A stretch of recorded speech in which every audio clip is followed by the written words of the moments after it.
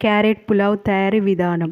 Stove వెలిగించి బాండి పెట్టి ఆయిల్ వేసి పప్పు దోరగా వేయించి గరం మసాలాలు వేసి పచ్చిమిర్చి, ఉల్లిపాయలు, క్యారెట్ ముక్కలు, బీన్స్ క్యారెట్ ముక్కలు, కాలీఫ్లవర్ వేసి దోరగా వేయించుకోవాలి. క్యారెట్ వల్ల ఎన్నో ఉపయోగాలు ఉన్నాయి. స్కిన్ ఆరోగ్యం బాగుంటుంది.